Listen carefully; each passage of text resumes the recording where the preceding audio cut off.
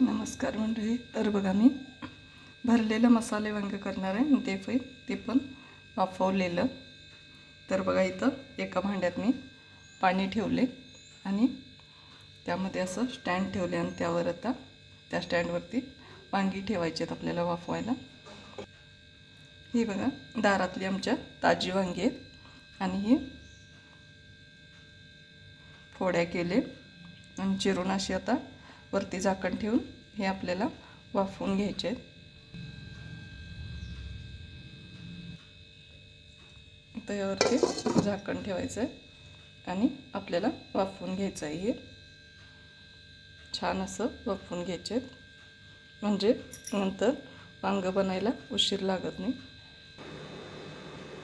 तर इथं बघा, मी थोडंसं खोबरं, तीळ आणि शेंगदाणे तिन्ही एकत्र करून भाजून कूट करून घेतले. एकदम बारीक पण करायचं नाही आणि मोठं पण करायचं नाही, मीडियम असं पाहिजे. त्यामध्ये वरून थोडीशी कोथिंबीर घातले. मसाल्याच्या डब्यातला लहान चमचा लाल तिखट घातले, म्हणजे भगवती, आणि 1 चमचा हळद. इथं मी 2 चमचे मसाल्याची चटणी घेतली आणि चवीनुसार मीठ घेतले. आता हे एकत्र करून घ्यायचं आपल्याला. आपल्याला हवा असेल तर गरम मसाला किंवा गोडा मसाला घालू शकता. तर इथं बघा, आपली वांगी मस्त वाफायला सुरू झालेली आहे. 7 मिनिटं लागतात वांगी वाफवण्यासाठी. तर आपण चला मसाला तयार करून घेऊया. माझा आवाज येतोय की नाही ते कमेंट बॉक्समध्ये नक्की मला सांगा. तर इथं बघा, आपली वांगी वाफवून झालेले आहेत. आपण आता टोपण काढूया. वांगी वाफवून झालेले आहेत. आपण आता थोडंसं गार होऊन देऊया आणि एक एक काढूया. चला, तर आपली वांगी मस्त वाफलेले आहेत. आपण आता फोडणी टाकून घेऊया. तर इथं बघा, मी कढई तापायला ठेवले.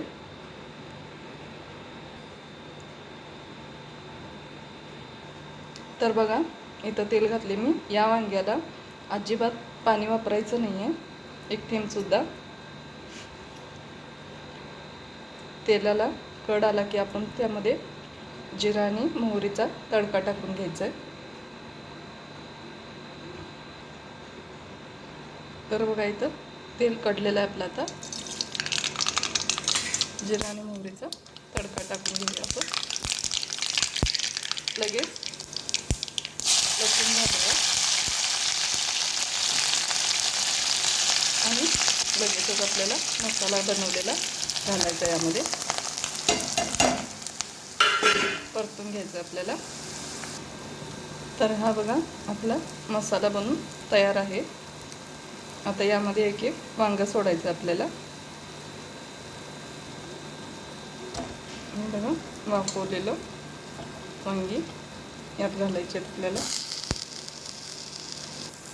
आणि ही वांगी परतून घ्यायचे मसाल्यामध्ये. तर बघा, आपलं मसाला वांगं तयार झालं आहे. तुम्ही हे नक्की ट्राय करून बघा आणि मला कमेंट बॉक्समध्ये नक्की सांगा. धन्यवाद.